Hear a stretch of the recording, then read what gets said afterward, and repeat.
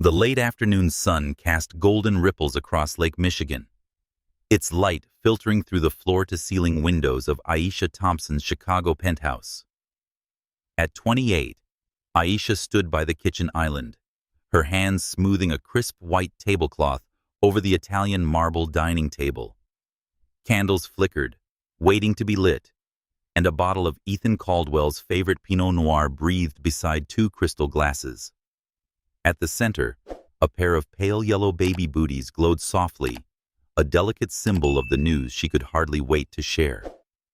Aisha, a black woman from small-town Indiana, had once felt like an outsider in this sleek high-rise, a world away from her roots. 3 years ago, Ethan, a white real estate heir, with a disarming smile, had swept her into his glittering life. Now 18 months into their marriage, she hoped tonight would bind them closer. Aisha touched her still flat stomach, a nervous smile on her lips. A baby, their baby, sent waves of joy and fear through her. Ethan, 32, had always been vague about children sidestepping with talk of timing and his family's booming business. But Aisha believed they were ready. Her promotion to general manager at Bellini's, one of Chicago's most exclusive restaurants, and Ethan's thriving real estate ventures promised stability. "This changes everything," she whispered, rehearsing her words. The sound of keys in the lock startled her. She lit the candles, smoothed her sleek black dress a splurge for tonight, and steadied her racing heart. Aisha, Ethan's voice echoed through the apartment, sharp with the edge of a long day. In the dining room, she called her pulse hammering. Ethan appeared, his tall frame impeccable, in a charcoal suit, his blue eyes scanning the elaborate setup. "What's this?" he asked, loosening his tie. "Anniversary." "I forgot." Aisha smiled, setting his briefcase aside. "No, just something special." She kissed him, inhaling his cedar cologne, but his return kiss was distracted. "Rough day," he muttered, pouring a scotch from the bar cart, bypassing her wine. "The New York deal's a mess. Dad says we're moving too fast." Aisha's heart sank, but she pressed on. "Dinner's your favorite lemon herb chicken. But first, a toast." She gestured to the table where the booty sat like a quiet promise. Ethan's eyes flicked to them, narrowing. For a long moment, silence stretched heavy and wrong. "Ethan," Aisha said, her smile trembling. "We're having a baby. I found out yesterday." His face hardened, the scotch glass hitting the table with a deliberate clink. "A baby. Now." His voice was flat cold. "I'm working 16-hour days, Aisha. This is the worst possible time." Her smile faltered. "I'm 8 weeks along. The doctor says everything's perfect." Ethan ran a hand through his hair, disheveling its ideal style. "Perfect. This will ruin everything. The New York expansion is my shot, and you drop this." His voice rose sharp with disdain. Aisha stepped back, stunned. "I thought we'd start a family eventually." Ethan laughed, a sound devoid of warmth. "Eventually, Aisha. Not when I'm on the cusp of the biggest deal of my life. Do you think you can handle this?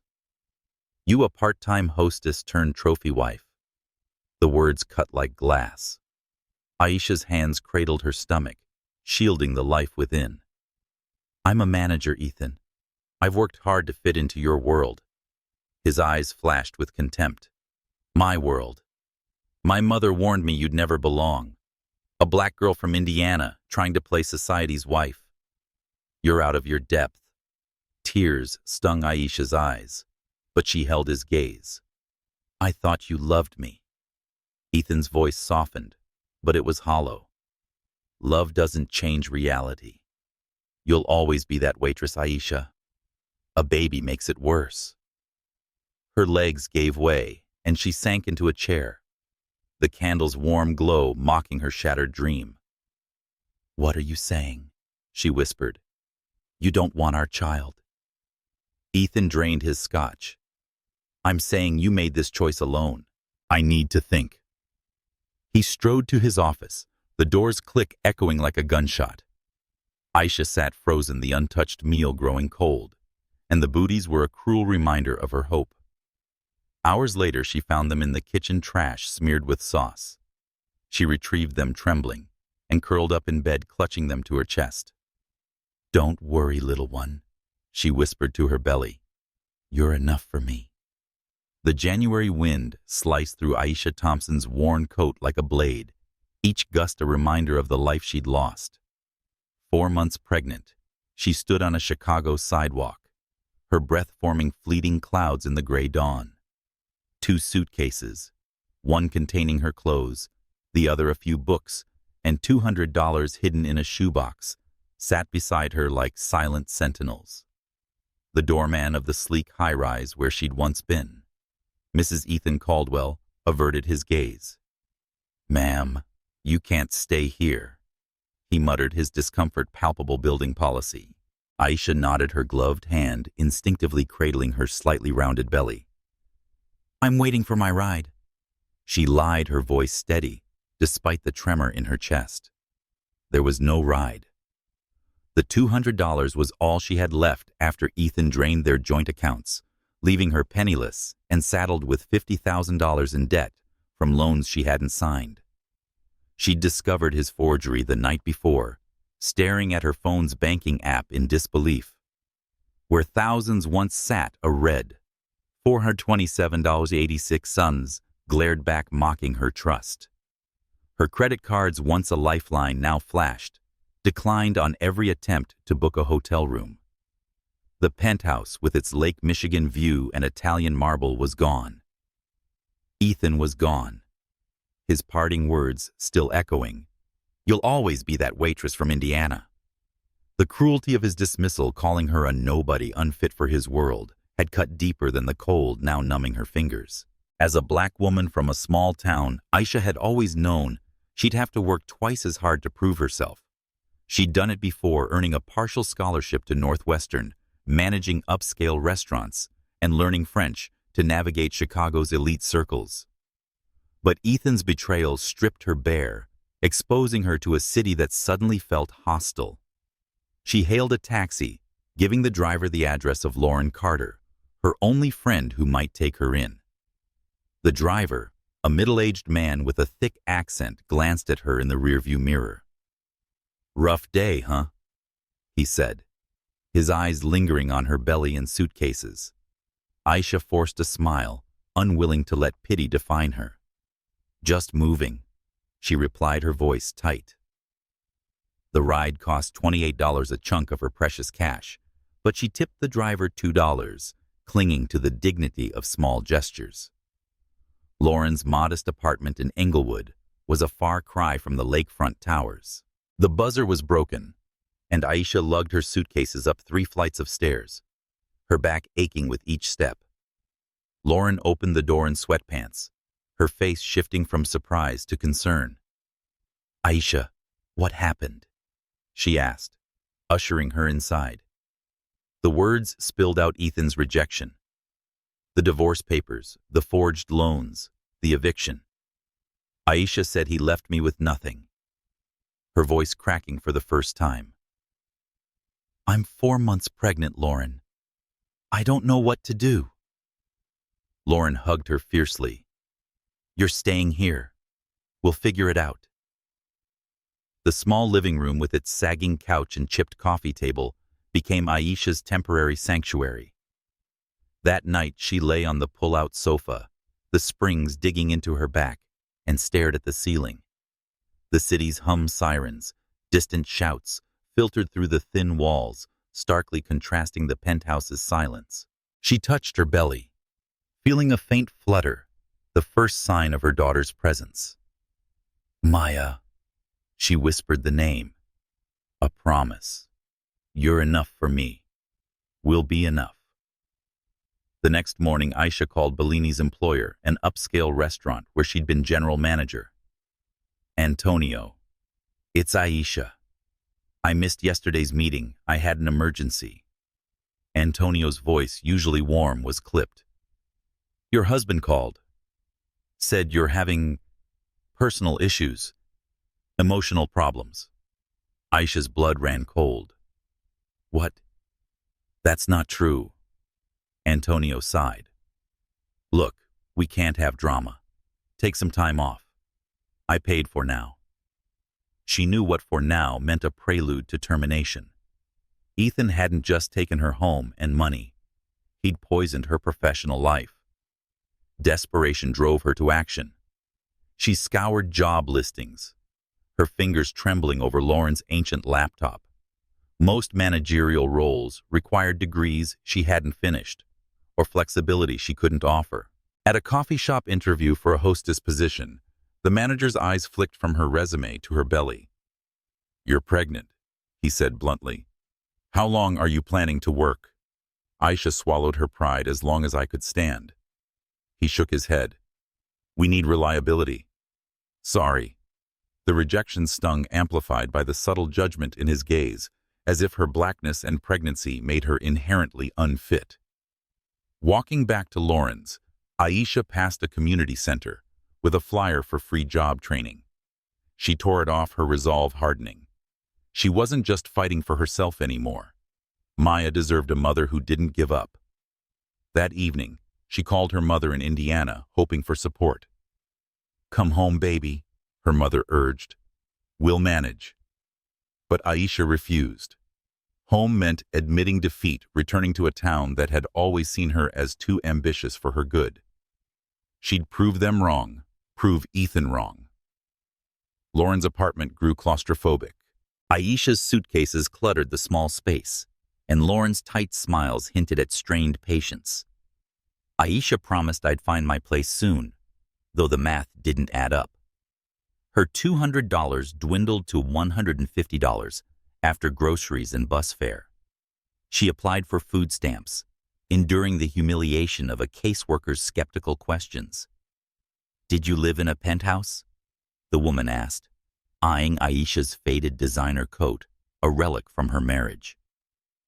Things change, Aisha said softly, her dignity fraying. One night, unable to sleep, Aisha sat at Lauren's kitchen table, a worn notebook open before her. She listed her skills: restaurant management, budgeting, French, and quick learning. She sketched a plan: find a job, enroll in community college, and save for an apartment. The numbers were daunting, but as she wrote, Maya kicked again, stronger this time. Aisha smiled through tears. You're telling me to keep going, aren't you? She whispered. At that moment, the weight of Ethan's words, useless, insufficient, began to lift. She wasn't a waitress from Indiana. She was Aisha Thompson, and she'd rebuild her life brick by brick for her daughter. The fluorescent lights of Louie's diner buzzed overhead, casting a harsh glow on Aisha Thompson's hands as she scrubbed a stack of greasy plates. Her 5-month pregnant belly strained against the faded apron, drawing curious glances from the morning rush of hospital workers and truck drivers. At 28, Aisha had traded the polished world of Chicago's elite for this greasy spoon on the South Side, where the air smelled of burnt coffee and bacon fat. Each shift was a battle against exhaustion, but she pushed through, her mind fixed on Maya, the daughter growing inside her. Just one more day, she whispered, rinsing a plate under scalding water. Aisha's days had settled into a grueling rhythm. By 5:30 a.m., she was at Louie's washing dishes until noon. Evenings found her mopping floors at Midwest Cleaning Services, navigating the empty offices of a downtown skyscraper. On weekends, she waitressed at Gino's, a family restaurant, where tips were meager but steady. The combined income barely covered her share of Lauren's rent, utilities, and the second-hand maternity clothes she'd bought for $10 at a thrift store. Her feet swelled in cheap sneakers, and her back ached from hours on concrete floors, but Aisha refused to break. Maya deserved a mother who fought. The diner's head cook, Frank, a grizzled man with a soft spot for strays, noticed her struggle. "Take a breather, kid," he'd growl, sliding a plate of leftover eggs her way during breaks. Aisha accepted gratefully, the shame of eating scraps long gone. She needed every calorie for Maya, whose kicks now felt like tiny affirmations. As she cleared the table one morning, a sharp kick stopped her mid-step. She placed a hand on her belly, a smile breaking through her fatigue. "You're strong, little one," she murmured, ignoring a customer's impatient wave. At that moment, the diner's chaos faded, and Aisha felt a surge of purpose. Beyond survival, Aisha was rebuilding. At Lauren's urging, she'd enrolled in night classes at a community college, using her precious $150 to cover a used textbook and bus fare. Twice a week after cleaning offices, she rode the CTA to a cramped classroom, learning basic accounting and computer skills. The instructor, Ms. Jenkins, a black woman with a no-nonsense demeanor, saw potential in Aisha's quick mind. She said, "You're not here to waste time handing back a perfect quiz. Keep that focus." Aisha clung to those words, studying by flashlight, after Maya's kicks lulled her to sleep. But the world wasn't kind. At Gino's, a white customer snapped, "Hurry up, girl," his tone dripping with condescension. Aisha bit her tongue, delivering his order with a practiced smile, though her hands trembled with rage. At Midwest Cleaning, her supervisor Roy eyed her belly skeptically. "Pregnant women don't last long on night shifts," he warned, assigning her the dirtiest bathrooms. Aisha endured scrubbing tiles until her knees bruised, proving him wrong. These slights, racial, gendered, classist, piled like stones on her shoulders, but she carried them, fueled by Ethan's cruel words. "You'll always be that waitress from Indiana." One frigid evening, as Aisha mopped a 17th floor office, her reflection caught in the floor-to-ceiling windows. Backlit by the city's glow, she saw a silhouette of resilience, rounded belly, tired eyes, but unbowed. Ethan's voice echoed, useless, insufficient, but she shook it off. "No," she said aloud, her breath fogging the glass. "I'm enough." Maya agreed, and Aisha laughed softly, echoing in the empty room. She pulled out her notebook, jotting down a coding concept from class, her mind racing toward a future beyond these floors. Life at Lauren's grew tense. Aisha's suitcases cluttered the small apartment, and Lauren's patience frayed, though she never said it outright. "I'm looking for my place." Aisha promised scanning listings for studios in Cicero, a struggling suburb. The cheapest was $600 a month, a stretch even with 3 jobs. She applied for subsidized housing, enduring another caseworker's skeptical gaze. "Did you work at Bellini's?" the woman asked, scanning Aisha's file. "How'd you end up here?" Aisha's jaw tightened. "Life happened," she said, her voice steady but raw. A rare day off brought a moment of clarity. Aisha sat in a park, watching mothers push strollers, their lives seemingly untouched by her kind of struggle. A memory surfaced, her mother, a single parent, braiding Aisha's hair while humming gospel, teaching her to keep moving no matter what. Aisha pulled out her phone and dialed Indiana. "Mama, I'm staying in Chicago," she said, her voice firm. "I'm going to make it for Maya." Her mother's proud silence was all the approval she needed. At Gino's that weekend, Aisha balanced plates of pasta, her belly now unmistakable. A kind customer, an older black woman, noticed. "When's the baby due?" she asked gently. "August." Aisha replied, her smile genuine. The woman said, "You shouldn't be on your feet so long," slipping an extra $5 into the tip. The gesture warmed Aisha, a reminder that kindness existed amid cruelty. As she cleared the table, she felt Maya move again, a strong, defiant kick. "We're a team. You and me." Aisha whispered, her resolve hardening. She'd survive this for Maya herself, and to prove the world wrong. The air in Chicago Memorial Hospital was sterile and heavy with the tang of antiseptic. Aisha Thompson blinked awake under harsh fluorescent lights, her heart racing as her hands flew to her belly. "Maya," she gasped, struggling to sit up. A nurse with warm brown eyes gently pressed her back against the pillows. "Your baby's fine, sweetheart." Strong heartbeat. "Everything normal," she said, checking the IV dripping fluids into Aisha's arm. You fainted from dehydration and exhaustion. You've been pushing too hard." Relief flooded Aisha, but the memory of the previous night crashed back: the dinner rush at Gino's, the dizziness that crept up like a thief, the checkered floor rushing to meet her. While 5 months pregnant, she juggled 3 jobs, washing dishes, cleaning offices, and waitressing. Her body had finally surrendered. Tears pricked her eyes, not from pain, but from fear. How could she care for Maya if she couldn't care for herself? The door creaked open, revealing a tall woman in a charcoal pantsuit, her silver-streaked hair pulled into a sleek bun. She carried an air of quiet authority, her dark skin glowing under the hospital lights. "You're awake." "Good," she said, pulling a chair beside the bed. "I'm Evelyn Harris. I was at Gino's when you collapsed. I rode with you in the ambulance." Aisha flushed embarrassment mingling with gratitude. "You didn't have to do that. I'm sorry for ruining your evening." Evelyn waved off the apology, her eyes sharp but kind. "I've had worse interruptions. The nurse says you're working 3 jobs while pregnant." "Is that true?" Aisha nodded, her throat tight. "No choice. It's just me and my daughter now." Evelyn leaned forward, her gaze piercing. "I looked into you, hope you don't mind.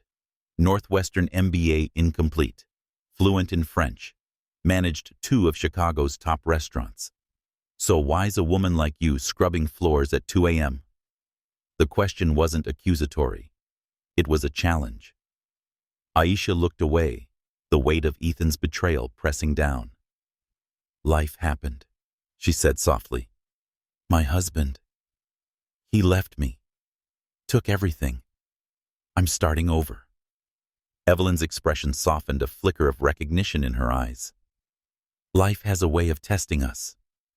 I started my tech firm in the 80s as a black woman, in a room full of white men who thought I was the secretary. They tried to break me too." She paused, her voice steady but warm. "You remind me of me, Aisha. Hungry, smart, unwilling to quit." Aisha's breath caught. No one had seen her potential since Ethan's dismissal had stripped her confidence. Evelyn reached into her briefcase and pulled a business card, Harris Tech Solutions. "I run a consulting firm, custom software for businesses. I need an administrative assistant who can think, not just answer phones. When you're out of here, see me. Bring the baby if you have to. This isn't charity, it's business. I don't waste potential." The nurse returned, checking Aisha's chart, and Evelyn stood to leave. "One more thing," she said, turning back. "Those men who underestimated me. They're retired or bankrupt. I'm still here. You will be too." The door closed, leaving Aisha clutching the embossed card, its raised letters a lifeline in her trembling hands. Hope flickered for the first time in months, a fragile flame, but enough to warm her. Discharged. The next day, Aisha returned to Lauren's cramped apartment, and her resolve hardened. She called Harris Tech and scheduled an interview for Monday. Lauren, stirring tea at the kitchen table, grinned. "You're getting back out there. That's my girl." But doubt gnawed at Aisha. Could she, a black single mother with an unfinished degree, really belong in a tech office? She'd faced enough raised eyebrows at Bellini's, where clients assumed she was a server, not the manager. Still, Evelyn's words echoed, unwilling to quit. Over the weekend, Aisha prepared. She ironed her only professional outfit, a navy blazer and skirt from her restaurant days, now snug around her belly. She borrowed a library computer at the community college, researched Harris Tech's clients, and brushed up on software terms from her night classes. Ms. Jenkins, her instructor, had lent her a book on basic coding. "You've got a knack for this," she'd said. Aisha stayed up past midnight decoding loops and variables, her mind alight with possibility. Monday morning, Aisha boarded the CTA, her heart pounding. The hospital scare had shaken her. but Maya's gentle kicks reminded her why she was fighting. At Harris Tech's West Loop office, a modest building far from downtown's glitz, the receptionist greeted her with a curious glance. She said, "Ms. Harris is expecting you," her tone neutral, but her eyes lingering on Aisha's belly. Aisha straightened, channeling the poise she'd once used to charm Chicago's elite. Evelyn's office was warm, lined with bookshelves and photos of her climbing Kilimanjaro. "Aisha Thompson," Evelyn said, rising with a firm handshake. "And this must be your reason to keep going." She peered at Aisha's belly, a smile softening her features.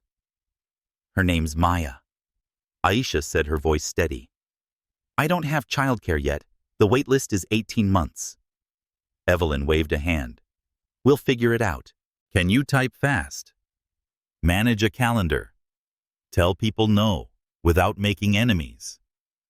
"Yes," Aisha replied, her confidence growing.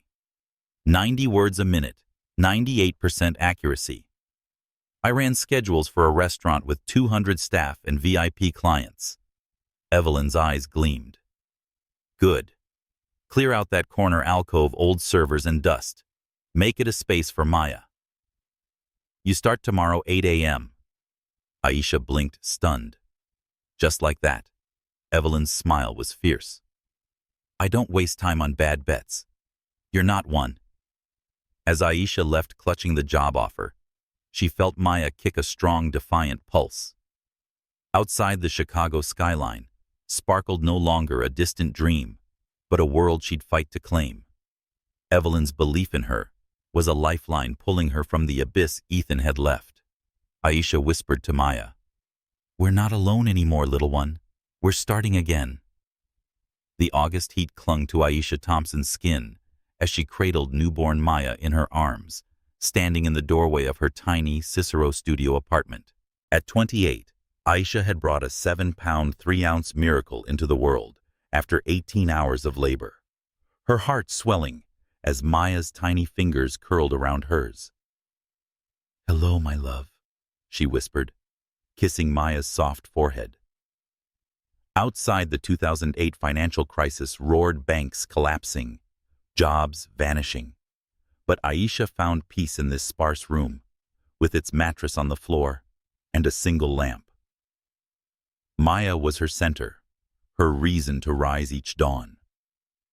2 weeks later, Aisha started working at Harris Tech Solutions, Evelyn Harris's consulting firm in Chicago's West Loop. She transformed an office alcove into a makeshift nursery, lining a file box with blankets for Maya's naps. At 8 a.m., Aisha sat at her desk, typing reports one-handed while rocking Maya's carrier with her foot. Colleagues cast skeptical glances. A black single mother with a baby in a tech office was an anomaly. "Is she gonna cry during calls?" a developer muttered. Aisha's jaw tightened, but she focused on her work, determined to prove them wrong. Evelyn's expectations were high but fair. She told Aisha you were not there to fetch coffee and handed her a stack of client files. Learn their needs and anticipate problems. Aisha dove in managing schedules, drafting emails, and studying software manuals after Maya fell asleep. At night, in Lauren's old apartment, now vacated as Lauren moved for a new job, Aisha pored over coding books from the community college, her laptop's dim glow illuminating Maya's bassinet. Ms. Jenkins's words echoed, "You've got a knack." Aisha practiced Python loops, her mind buzzing with possibility. The workplace wasn't always kind. During a client meeting, a white executive mistook Aisha for a secretary, asking her to grab some water. She smiled politely, handing him a pitch deck instead. "I'm Aisha, the project assistant. Here's our proposal." Evelyn, observing, nodded approvingly. Later, she pulled Aisha aside. "They'll underestimate you. Race, gender, motherhood. Let your work silence them." Evelyn's scars from navigating tech as a black woman in the 80s fueled her advice, and Aisha absorbed it like gospel. At 6 weeks, Maya was a quiet baby, her hazel eyes tracking Aisha's movements with uncanny focus. One evening, Maya babbled as Aisha debugged a practice script. Pointing at the screen code, she said clear as day. Aisha froze, then laughed, scooping her daughter up. "Your first words, code. You're my girl." The moment cemented their bond. Maya wasn't just her child, but her partner in this journey. Aisha taught her lullabies in French, whispering dreams of a future beyond their bare walls. Balancing motherhood and work was a tightrope. Aisha's mornings began at 5 a.m., preparing bottles and dressing Maya in thrift store onesies. The bus ride downtown was a gauntlet. Passengers glared when Maya fussed, their judgment heavy. Single moms like her one woman whispered loud enough to sting. Aisha held Maya closer, her resolve hardening. At the office, she muted conference calls to change diapers, earning grudging respect from colleagues as her efficiency shone. "She's got grit," a senior analyst admitted, dropping off a donated portable crib for Maya. Aisha's ambition grew. She pitched a client database overhaul, drawing on her restaurant management experience to streamline workflows. Evelyn implemented it, boosting efficiency by 15%. "Good instinct," she said, promoting Aisha to project coordinator with a modest raise. The extra money went to a slightly larger apartment, its windows overlooking a scrappy playground. Aisha hung a Northwestern acceptance letter on the wall, a reminder of dreams deferred, but not abandoned. Challenges persisted. At a tech networking event, a venture capitalist asked Aisha, "How's a mom like you keeping up in this field?" His tone dripped with condescension, implying her blackness and motherhood disqualified her. Aisha replied coolly, "By outworking everyone else." Evelyn overheard her proud smile, a shield against the world's doubts. At home, Aisha faced Maya's first fever, rushing to the ER, with $20 in her pocket, praying her insurance covered it. "You're okay, baby." She soothed her fear, buried deep. One night, as Maya slept, Aisha read a news report about the energy crisis communities crushed by rising costs. An idea sparked. Technology could solve real problems, not just corporate ones. She jotted notes, her coding skills merging with her vision. "We'll build something bigger, Maya," she whispered. Evelyn's belief and Maya's bright eyes nourished the seed of ambition. Aisha was no longer just surviving, forging a path to soar. The Chicago skyline glittered through the Harris Tech Solutions office window, starkly contrasting the fluorescent hum of Aisha Thompson's desk. At 29, Aisha had settled into her role as project coordinator. Her days a whirlwind of client emails, developer meetings, and late-night coding practice. Now 6 months old, Maya lay in a portable crib beside her hazel eyes, tracking Aisha's fingers on the keyboard. The makeshift nursery in the office alcove had become a fixture, though it still drew raised eyebrows from new hires. "A baby in a tech firm," one whispered. Aisha ignored them, her focus razor sharp. She wasn't just working for a paycheck, but building a future for Maya. Aisha's promotion had brought new responsibilities, coordinating software implementations, troubleshooting client issues, and presenting updates to Evelyn Harris. Evelyn's mentorship was challenging, but transformative. "Don't apologize for your ideas," she'd say, her voice firm. "Own them." Aisha took it to heart, proposing a client communication protocol that cut response times by 20%. Her success silenced skeptics, but not the world's biases. At a client site, a white executive asked, "Are you the help?" His tone dripped with assumption. Aisha's smile didn't waver. "I'm Aisha Thompson, your project lead. Let's review the timeline." The man flushed, but her competence left no room for doubt. Evelyn pulled her aside later. "They'll always test you, black female, a mother. I faced the same in the 80s. Keep outworking them." Evelyn's stories of pitching to dismissive investors as a black woman fueled Aisha's resolve. She enrolled in an advanced coding course at the community college, juggling assignments with Maya's feedings. One night as Maya dozed, Aisha debugged a complex script, her triumph quiet but fierce. "We're learning together, baby," she whispered, kissing Maya's forehead. The course stretched her mind, merging her restaurant-honed logistics with tech's precision. But adversity loomed. At a tech conference, a venture capitalist cornered Aisha.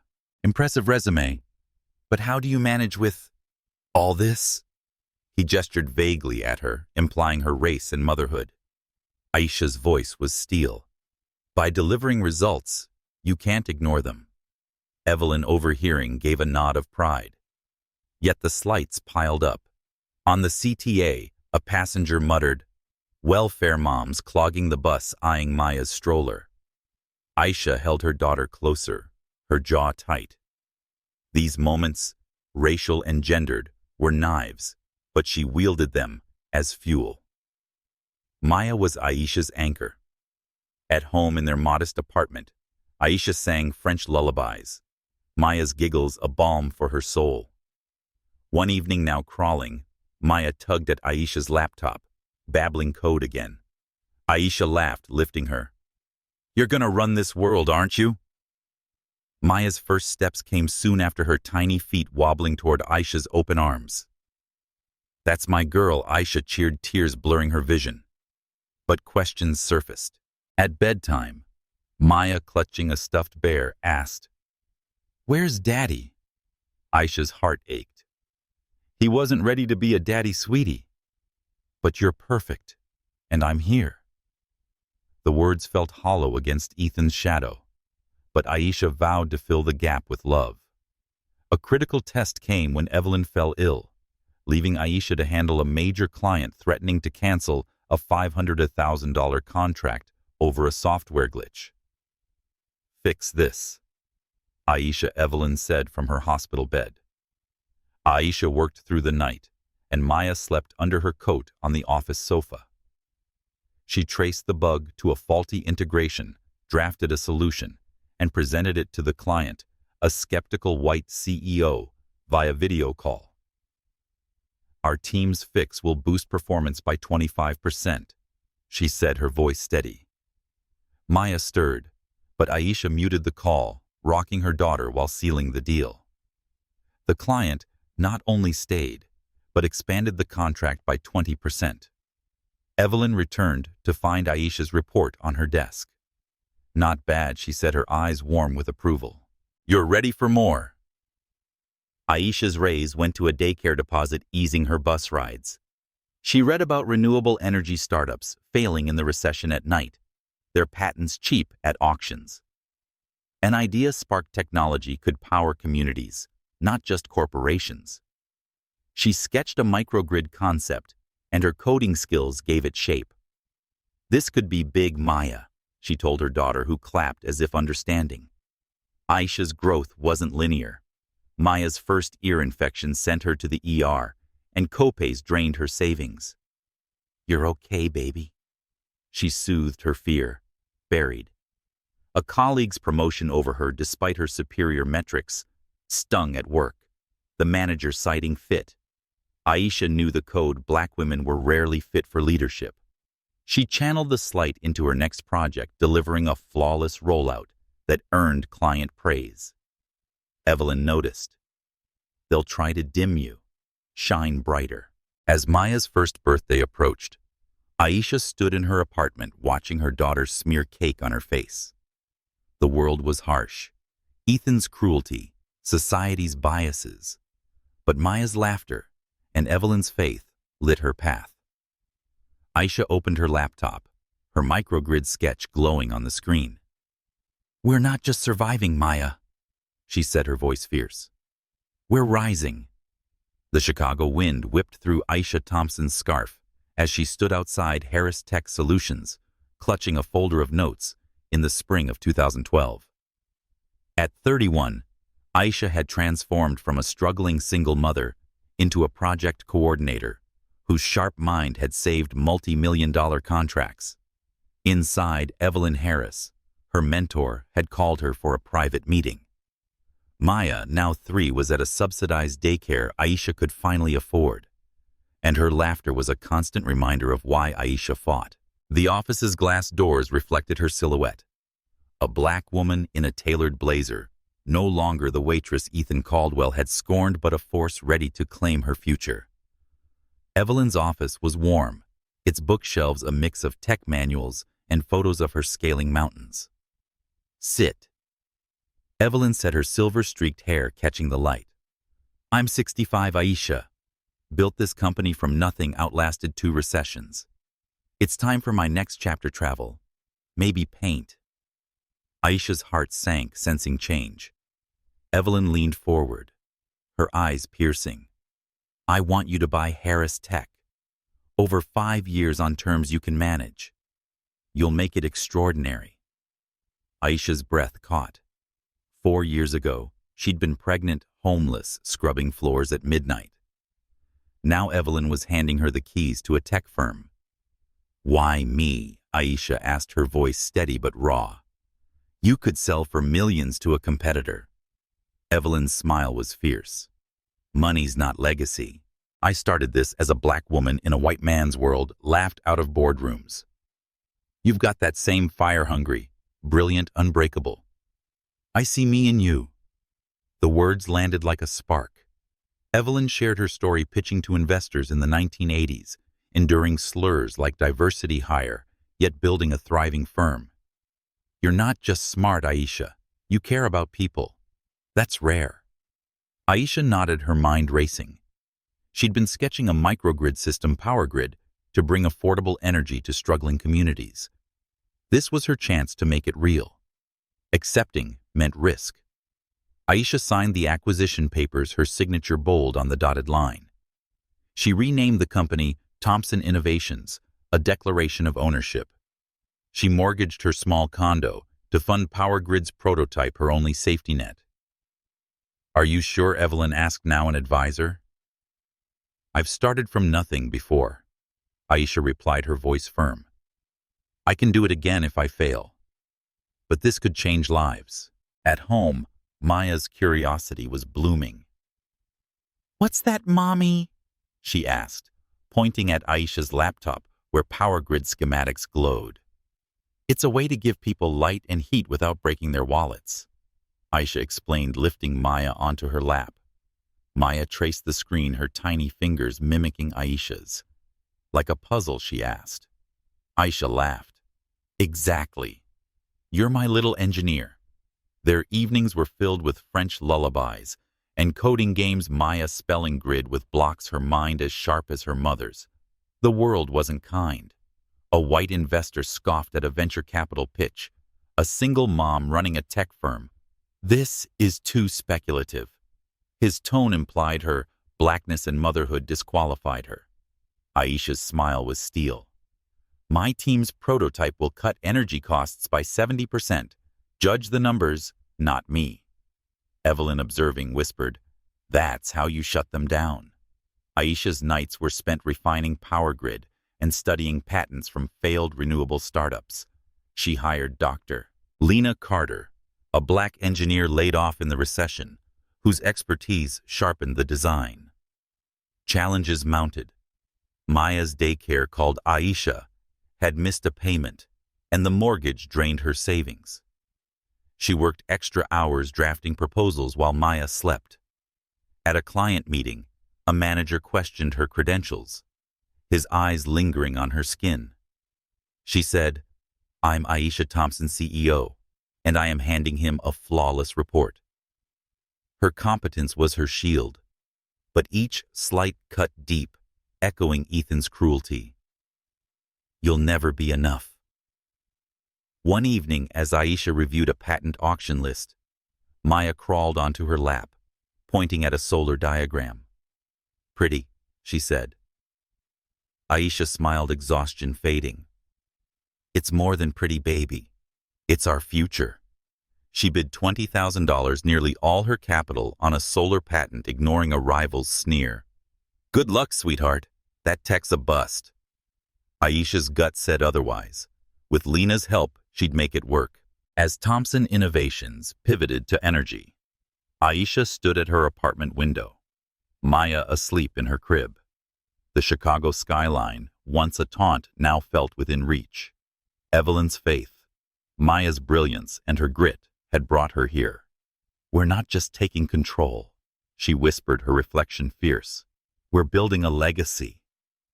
The autumn sun bathed Milford, Indiana in a golden glow as Aisha Thompson stood at a podium, scissors poised over a red ribbon stretched across a sleek control station.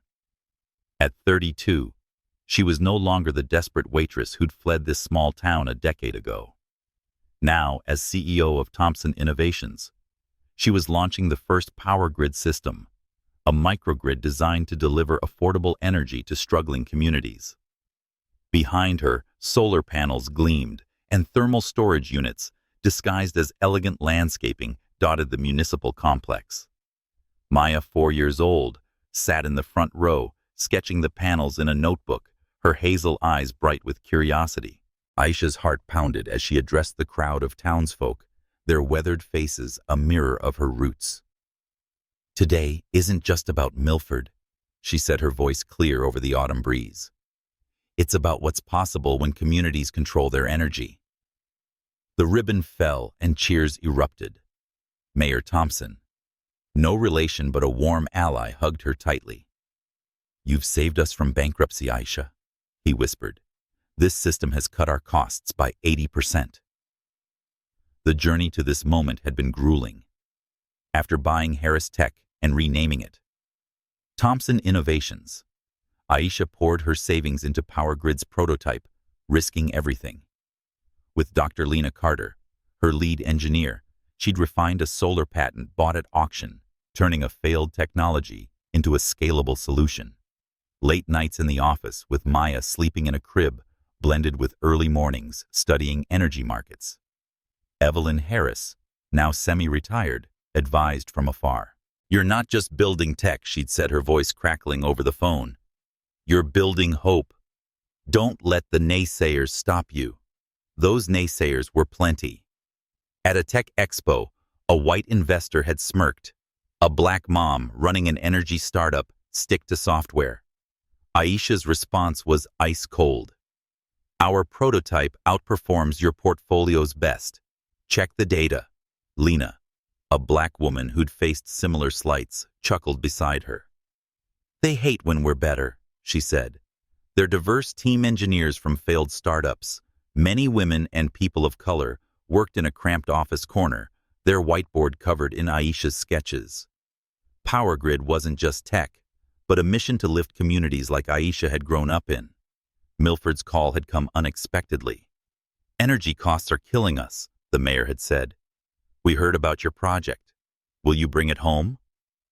The irony wasn't lost on Aisha, returning to Indiana, where Ethan had mocked her origins as an innovator. The installation was the gamble, the first real-world test of Power Grid. Aisha and Lena worked tirelessly calibrating panels under Milford's starry skies, Maya playing nearby with a toy solar model. "Mommy, it makes light," she'd asked. "Light and so much more," Aisha replied, kissing her forehead. The launch was a triumph. Power Grid slashed municipal energy costs in 2 weeks, powering a community center where elderly residents now warmed their homes without choosing between heat and food. A local reporter approached Aisha, recorder in hand. "3 other towns want Power Grid. Are you expanding?" Aisha smiled. "We're exploring opportunities. Milford shows what's possible." Maya tugged her sleeve, holding up her sketch. "Mom, Lena says the panels are singing." Aisha laughed, lifting her daughter. "They're singing for us, baby." Back at the office, orders poured in. Thompson Innovations grew from 15 to 50 employees, outgrowing their West Loop space. Aisha leased a floor in Chicago's Innovation District, glass-walled rooms, buzzing with her diverse team. At home, she taught Maya to code simple patterns, their evenings filled with giggles over blinking LEDs. Aisha said, "You're my little genius," watching Maya build a block tower shaped like a solar array. But doubts lingered. A missed daycare payment reminded Aisha of her fragile finances. At a pitch, an investor asked, "Can a single mom scale a company like this?" Aisha's eyes flashed. "Watch me." Evelyn visited the new office, and her pride was evident. She said, "I built this firm to solve problems touching a power grid model. You're solving bigger ones." Her words echoed her battles as a black woman in tech, giving Aisha strength. One night, as Maya slept, Aisha read about communities crippled by energy costs. Her vision grew. Power grid could be a movement, not just a product. She whispered to Maya's sleeping form, "We're starting a revolution, little one, and you're part of it." The Metropolitan Museum of Art glowed under the Manhattan night sky, its grand facade lit up for the Clinton Foundation Gala in 2017. Aisha Thompson, now 37, stepped from a limousine, her emerald gown catching the flash of paparazzi cameras. At her side was Maya, 9 years old, poised in a champagne dress, her hazel eyes scanning the crowd with curiosity and confidence. As CEO of Thompson Innovations, valued at $2 billion, Aisha had transformed Power Grid into a national force, powering communities from Indiana to California. Tonight, she was here to accept an award for her community energy program, a testament to her journey from a freezing Chicago sidewalk to a global stage. Inside, chandeliers cast prismatic light over tables adorned with orchids. The elite senators, CEOs, celebrities mingled their champagne flutes, clinking under the hum of a string quartet. Aisha navigated the crowd with practiced ease, Maya at her side, charming a senator with her explanation of Power Grid's algorithms. "She's at a STEM academy," Aisha said proudly, her hand on Maya's shoulder. "I'm already coding better than some of my engineers." The senator's eyebrows rose. At 9, remarkable. But the air shifted when Aisha's eyes caught a familiar figure across the room. Ethan Caldwell stood near a marble column, his once dark hair now streaked with gray, his suit slightly loose on a thinner frame. Beside him, a young blonde woman, his second wife, sparkled with diamonds. Ethan's real estate empire, Reeves Properties, was crumbling, its debt-ridden projects splashed across financial news. Aisha's heart thudded not with pain, but with the weight of history. 5 years ago, Ethan had left her pregnant and penniless, calling her a waitress from Indiana unfit for his world. She steadied herself, her face a mask of calm. Maya noticed. "Mom, you okay?" she whispered, her small hand squeezing Aisha's. "Just saw someone from the past," Aisha replied, her voice low. "It's nothing." But Ethan's gaze met hers, recognition flickering, then shock, as he realized who she was. The woman who'd built an empire while he faltered. The gala's host took the stage, her voice cutting through the buzz. "We're honored to present Sarah Thompson, founder of Thompson Innovations, whose Power Grid has lifted 10,000 families from energy poverty." Applause thundered as Aisha ascended the stage, the spotlight warm on her skin. She caught Ethan's pale face, his knuckles white around his glass. "This award isn't mine alone," Aisha said, her voice steady. "It's for the communities we serve, the teams we build, and the belief that everyone deserves a chance to thrive." Her words, though not aimed at Ethan, landed like a verdict. After her speech, Aisha rejoined Maya, who clutched her tablet, showing off a new algorithm. "It could save 5% more energy, Mom," she said, her eyes bright. Aisha smiled, but her focus shifted as Ethan approached his wife, trailing behind.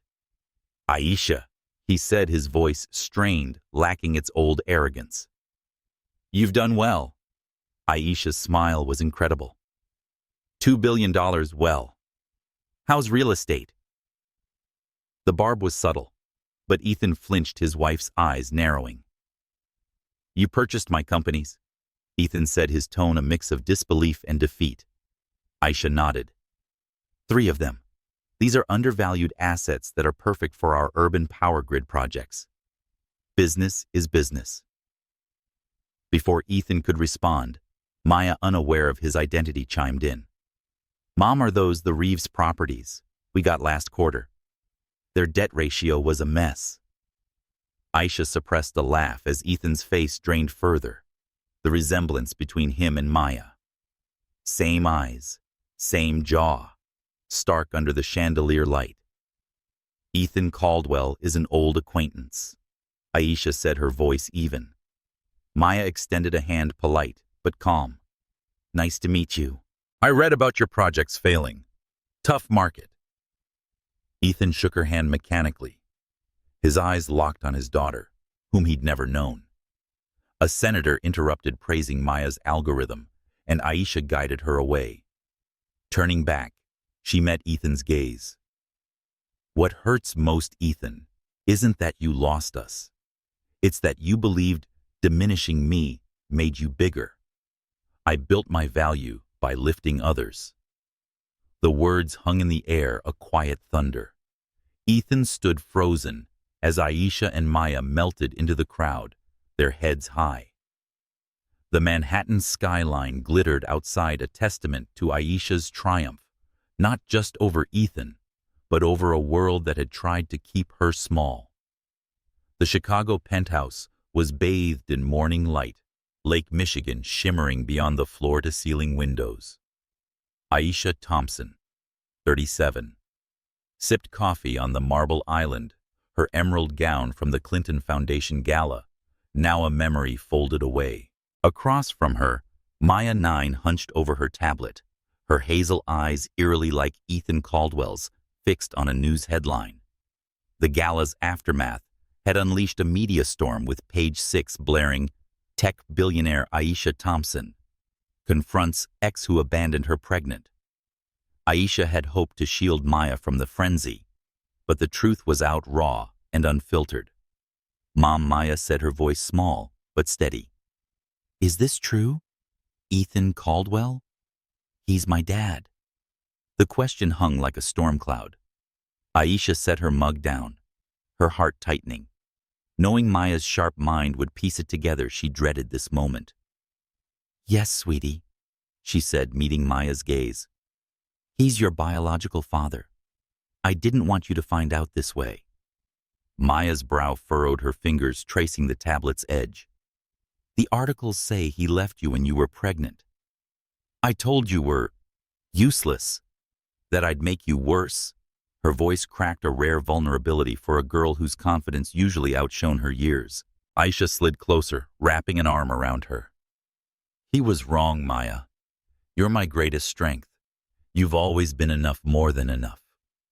Tears welled in Maya's eyes, but she blinked them back, her jaw set. "Why didn't he want me?" She asked, the words a knife to Aisha's heart. Aisha took a breath, choosing honesty. Ethan wasn't ready to be a father. He valued money, status, and love. That was his loss, not yours. "I chose you, Maya, every day since I knew you were coming." Maya leaned into her mother, her small frame trembling. "You're enough for me, Mom," she whispered, echoing Aisha's words from years ago. The revelation shook Maya, but her resilience, forged by Aisha's example, surfaced. At her STEM academy, she channeled her emotions into a new power grid algorithm, tweaking code to boost efficiency by 15%. Aisha watched her at the dining table, headphones on, fingers flying over her laptop. "You're turning pain into power," Aisha said, pride swelling. Maya glanced up, a half smile breaking through. "Like you did right." Aisha nodded, her throat tight. Their bond, tested by truth, grew stronger, rooted in shared strength. The media frenzy intensified. Business outlets dissected Aisha's rise from single mother to billionaire, framing her as a symbol of resilience. Social media buzzed with hashtags like Aisha Inspires, But some comments stung. "She's just a diversity success story." One user sneered, dismissing her as a token. Aisha ignored them, focusing on Thompson Innovations' mission. Power Grid now powers 12 cities, and its solar arrays are a status symbol for progressive communities. Yet the gala had reopened old wounds, reminding her of the world's biases, race, gender, class, that she'd fought to overcome. At a board meeting, Aisha addressed her team, now 200 strong in their Chicago Innovation District headquarters. "Our work isn't about headlines," she said, her voice firm. "It's about families who can afford heat and kids who can study under lights. Keep pushing." Her directors nodded, inspired by her clarity. Later, Evelyn Harris, visiting from Portugal, called. "You faced him down, Aisha," she said, her voice warm. "That's the girl I bet on." Rooted in her battles as a black woman in tech. Evelyn's pride bolstered Aisha's resolve. Maya's questions persisted. One evening, as they baked cookies in the penthouse kitchen, flour dusting their aprons, she asked, "Does he ever think about me?" Aisha paused, her spatula still. "I don't know, sweetie, but you don't need his thoughts. You're building your world wiser, kinder." Maya nodded, her eyes distant but determined. She said, "I don't want to meet him dropping dough onto a tray. I like being Maya Thompson." Aisha hugged her flour, smudging their cheeks, her heart full. The world kept turning. Aisha fielded calls from mayors seeking Power Grid. Her days were a blur of strategy and innovation. At night, she and Maya coded together, their laughter filling the penthouse. Maya's algorithm was set for testing in Phoenix, a milestone Aisha celebrated with ice cream sundaes. "You're changing lives, baby," she said, clinking spoons. Maya grinned. "We're doing it together, Mom." Outside Chicago's skyline sparkled a far cry from the freezing sidewalk Aisha once stood on. The gala had stirred the past, but Maya's truth had forged a new future. Aisha whispered to herself, "We're unstoppable," her reflection in the window, fierce and free. The Manhattan skyline loomed through the floor-to-ceiling windows of Ethan Caldwell's penthouse, its lights mocking the emptiness within. At 42, Ethan sat alone at a marble dining table, a half-empty whiskey glass in hand, the morning's headlines strewn before him. Tech billionaire Aisha Thompson confronts ex, who abandoned her pregnant, screamed page 6, detailing his cruelty with brutal clarity. The gala confrontation had unraveled his world. His board was resigning, investors were fleeing, and his second wife, Brittany, had packed her bags for Boston. Her parting words, "Cold, I married a monster." Ethan's real estate empire, Reeves Properties, was crumbling, its debt-ridden projects a mirror of his collapse. The articles painted Aisha as a titan, a black single mother who'd built a $2 billion energy empire from nothing, while Ethan was the villain who'd left her pregnant on a Chicago sidewalk. Social media amplified the narrative. Hashtags like #Aisha inspires clashing with venomous comments about him. Caldwell's a disgrace. The truth stung worse than the headlines. Seeing Maya at the gala, his daughter with his eyes and jawline yet radiating Aisha's fire, had shattered his defenses. Her innocent remark about acquiring his companies had been a dagger, her brilliance a rebuke to his absence. Ethan's first instinct was to fight back. He sent a bouquet of rare orchids to Thompson Innovations' Chicago headquarters, accompanied by a note begging for a meeting. The flowers returned unopened, the note untouched. Emails to Aisha met an automated reply. Personal correspondence is respectfully declined. Desperate, he flew to Chicago, striding into the soaring lobby of Matthews Tower. The receptionist, a young black woman with a polite smile, was unyielding. "Ms. Thompson is in Singapore, sir. Schedule through corporate channels." Ethan's charm, once his greatest weapon, failed against Aisha's fortress. Brittany's divorce papers arrived in New York, and her attorney cited irreconcilable differences. 3 board members resigned. One calling Ethan directly, "I have daughters Caldwell. I can't stay after this." Investors pulled funding citing reputational risk. The luxury real estate market, already strained, offered no mercy. Ethan's world, built on status and power, was dust. He drafted a $100 million trust fund for Maya in a final bid, wiring the proposal to Aisha's legal team. The response, a letter in Aisha's hand, was serene but final. "Maya has love and purpose, things your money can't buy. I don't seek revenge, Ethan. You taught me who I didn't want to be. I wish you peace." The letter's quiet indifference cut deeper than anger. Ethan wandered Manhattan's streets, the city's pulse alien to him now. He found himself at a community center in Harlem, its lights powered by power grid solar arrays. Inside, families laughed, and children studied under bright lamps, lives transformed by Aisha's vision. Ethan lingered unnoticed, watching a grandmother hug her grandson, no longer choosing between heat and food. The sight stirred something he'd buried: shame, yes, but also a flicker of purpose. He began volunteering anonymously, at the center, serving meals and fixing chairs. The work was humbling, far from his boardroom days.